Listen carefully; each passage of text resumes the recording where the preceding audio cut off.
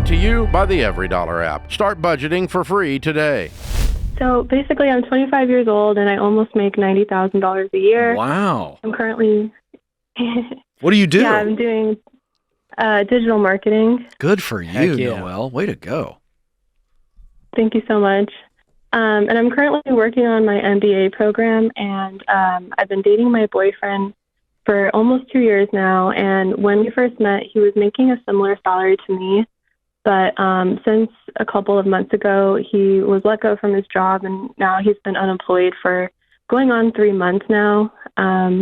We currently live together, and my concern is with all of our combined student loan debt, car debt, and consumer debt. I'm a little bit worried if he doesn't find a job, should we continue living together? Do we start splitting everything 50-50?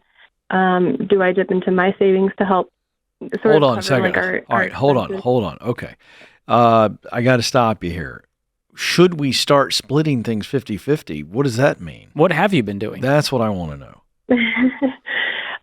So basically, when we decided to start living together, he said that he will cover the rent, which is about $1,300 a month, and I would pay for groceries and our utilities.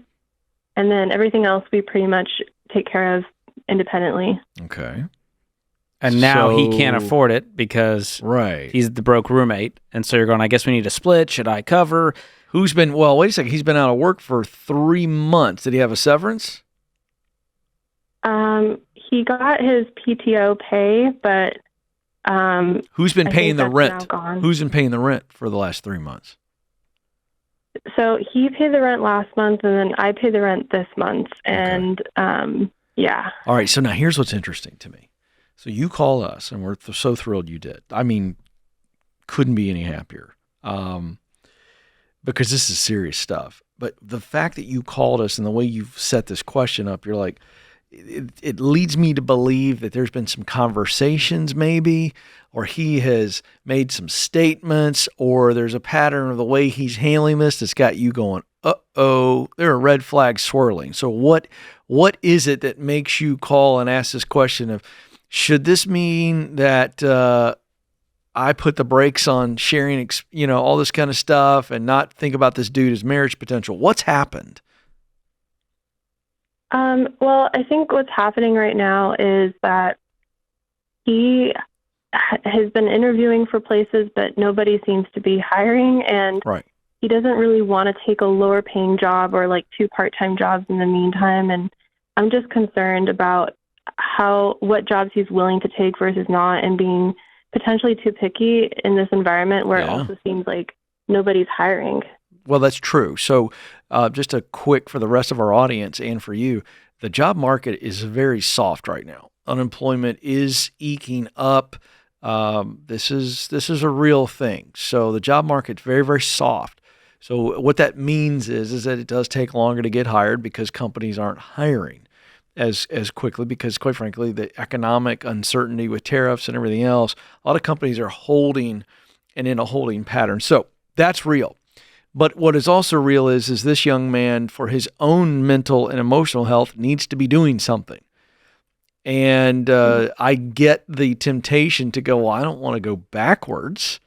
But yeah, this should concern you. And yes, I would not be thinking about anything in this relationship. I'll just play your dad for a second, because I'm probably old enough to be your dad. Yeah, I would not be thinking about long-term with this young man until we see how he handles this storm. This is a real storm. Let me say this on his behalf, so I don't sound like the angry, boomer dad. I'm an Xer, by the way. We know from research that losing a job has the same emotional impact as losing a loved one. So I do have a lot of empathy for him, and I want you to have that empathy and understanding that he's 3 months into having his world rocked.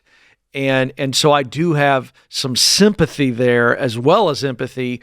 But to your question, and I want George to jump in here, I absolutely think today is the day. We should have been separate. I mean, I would have never told you to live with the guy, but you are. No judgment. I'm just telling you, I wouldn't have told you to do it, but I would be separating everything. What is yours is yours. What's his is his.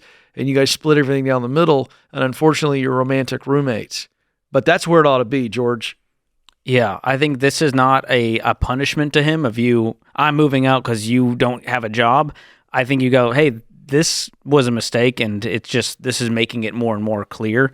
And it just makes it a weird relationship now, because now you're like, well, does he get kicked out and he has to go find his own place? Because that might be, here's the thing. I would have more onus if I needed to cover rent that month.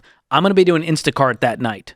But because he has you to float him, I think that's creating a sense of kind of comfort and complacency in his life. Yes, it should scare you, by the way, as he's a future mate, potentially. I'm going to tell you something right now, and Stacy knows this. If I lost my job, there is no sitting around for 3 months. Nothing. I'm working. I'm busting it. And so, yeah, you ought to be concerned by that. Because here, while I acknowledge that it is an emotional blow, I'm also saying that life sucks sometimes. It hurts. And we don't just sit at home. So imagine you with 2 littles. And if this happens to this guy. So, yeah, this ought to scare the crap out of you.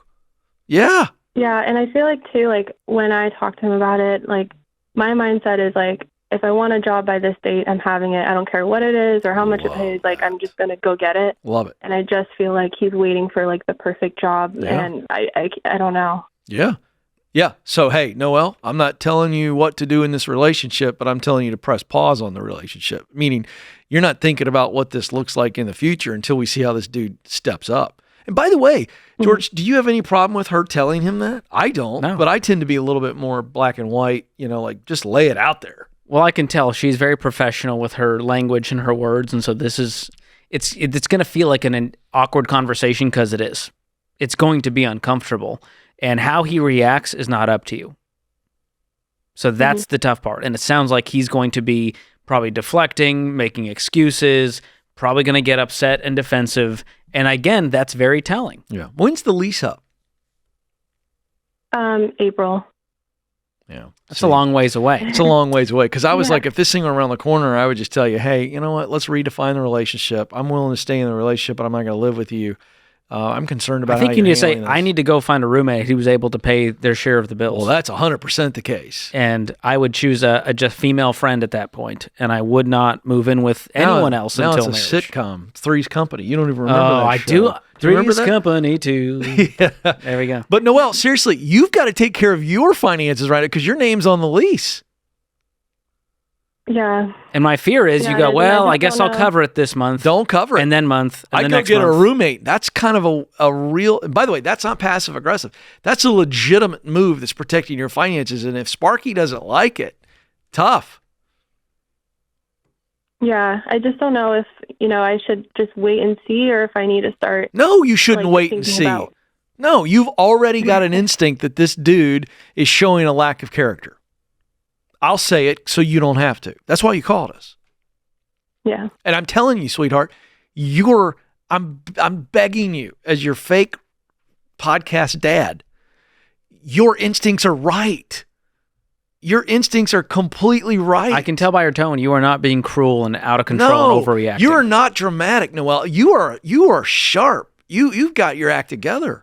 And by the way, you deserve a guy, whether you're living with him or not, who's like, man, Noelle's worth this. 100%. I'm not going to sit around and play video games and let her pay the rent while I'm eating ramen noodles. And the research bears this out. Professor Scott Galloway says what women are looking for is a man's ability to provide future resources. Yeah. And so this is a signal, and you should be paying attention to it. Don't wait, Noelle. Put the pressure on this young guy. If Listen he can't to your handle fake podcast dad. Yeah, I've never said that before. So much wisdom. Take it from your wisdom. Fake podcast dad. You're worth more, Noelle. You're worth way more, and you got to take care of you. Create your free every dollar budget today, the simplest way to budget for your life.